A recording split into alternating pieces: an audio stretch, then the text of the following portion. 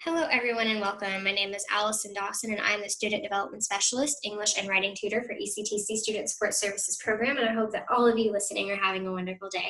Today, I will be giving a brief virtual presentation titled Using Sources in Your Writing, APA Documentation and Formatting. This is the third video in the Using Sources series, and this presentation will cover some specifics about formatting your paper in APA style, as well as some how-tos of APA in text to bibliographic citations. With that being said, my hope for today's presentation is that you will walk away with a better understanding of the components in formatting your paper in APA, as well as understanding how to create and develop in-text and bibliographic citations in APA style, so that you can further apply these items that we talk about today in your own writing experiences. So let's start with a bit of background information on APA.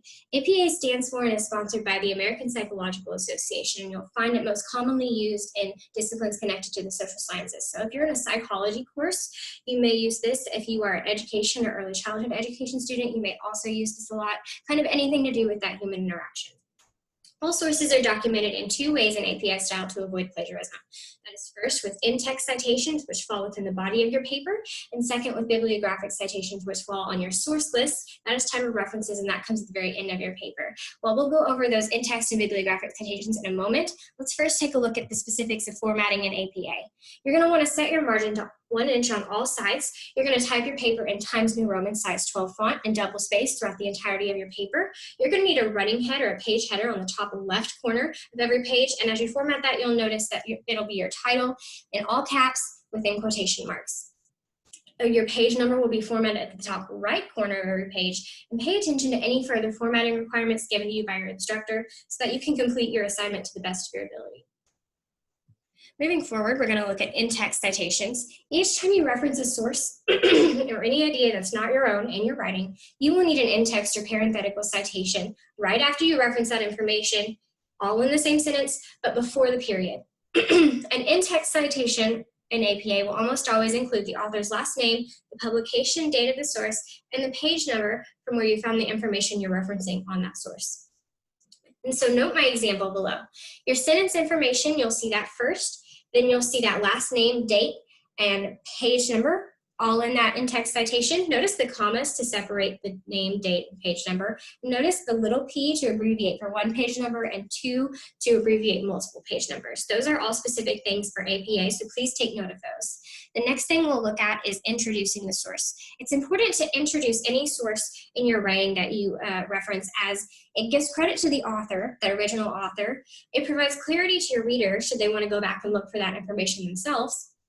And it helps keep your ideas nice and organized. So the first thing that you'll do is you'll present that author by last name and the title of the source or publication you're referencing, perhaps. When you refer to that author initially, you're going to use the last name of that author, as you're not on a first name, last name basis. With that author, anytime thereafter, it is acceptable to use third person pronouns, as long as you do so in a way that does not confuse your reader. Find what is appropriate and what works in your writing.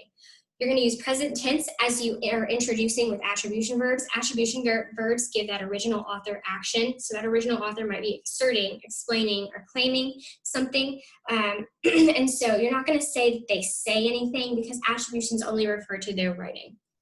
If you use that author, that original author's name, to introduce the source, you will only need the publication date and page number in your in-text citation. And after introducing that source once, it is acceptable to more concisely reference that source a second time.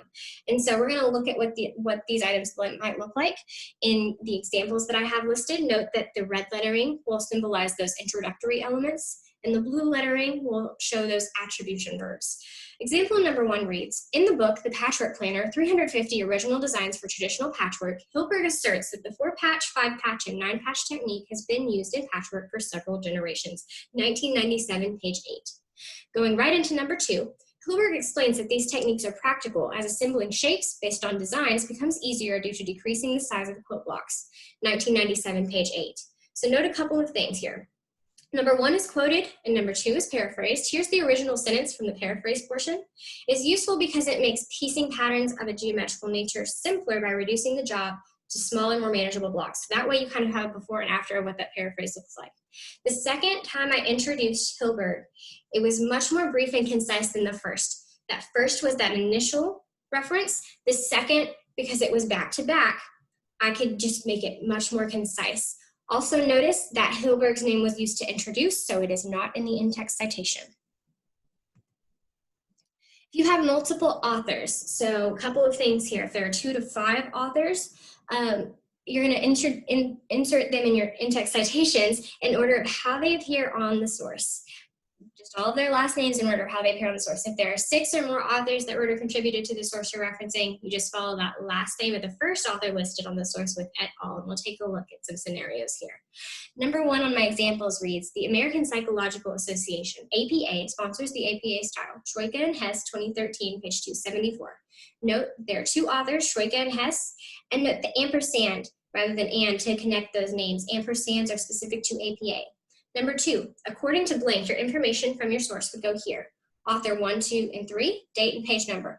Number 2 is actually specific to 3 to 5 authors. If you had more than 3, as I have listed, you would just continue on with that series of authors in there. Number 3 reads, however, compared to the study found in blank, it was found that your evidence would go here. Last name, et al., date, and page number. Notice the punctuation in that in-text citation. As this one is specific to 6 or more authors, we use that et al.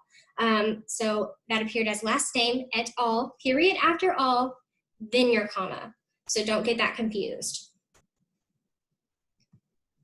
A couple of additional items to remember. If you cannot find a page number, you at least need to have the last name of that author and the date, the publication date at minimum. If there is no author, you can use the title. If it's a longer title, you're going to use that first 3 words of that title, just a shorter version surrounded in quotation marks within your in-text citation. If there's no date to be found, you can use in period, d period to abbreviate for that in your in-text citation. Let's take a look at some scenarios here. Example number 1 reads, quotations are used to surround information that you didn't write. Shorten title and quotation marks and date. So notice that there's no page number in this one. We've got that shortened title for the no author. That's in quotation marks. However, I want you to notice something else. You'll notice this in example 2 as far as the difference. If you don't use the title to introduce the source, it will appear in your in-text citation. But number 2 shows the reverse of that. So in the made-up article shortened title, it is stated that quotations are used to surround information that you didn't write. Date and page number. So notice that difference. The title was used to introduce number 2, did not appear in that in-text citation.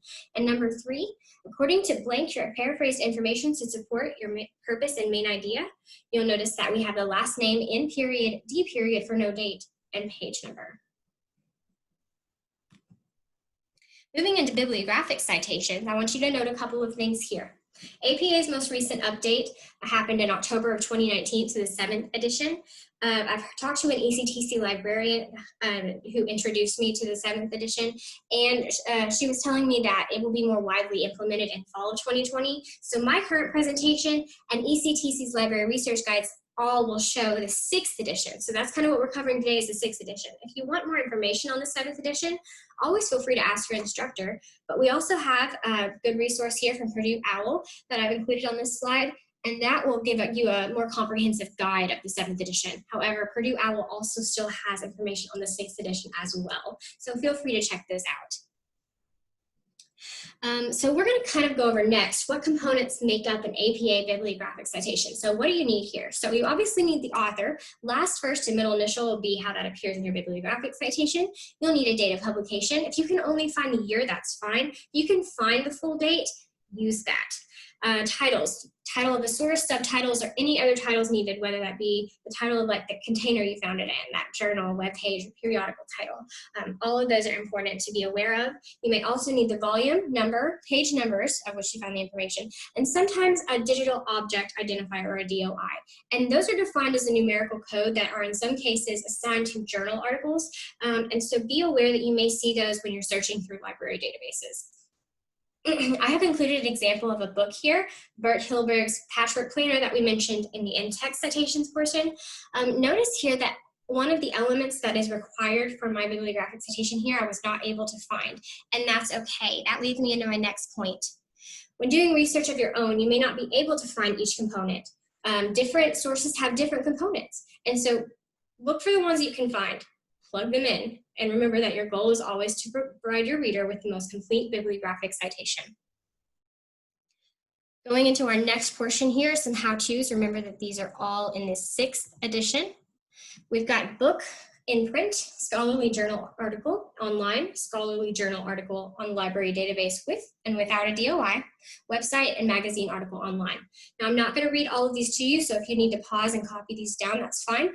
But note that for scholarly journal articles found on library databases, specifically EBSCO hosts, EBSCO might do this for you in some cases. They might already have a components bibliographic citation for the source.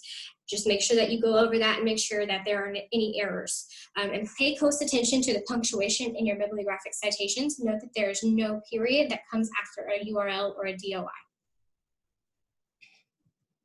The last item we'll go over is your references page. Remember that all in-text citations must have a corresponding bibliographic citation, and roles reversed, all bibliographic citations must have an in-text citation. You cannot have one without the other.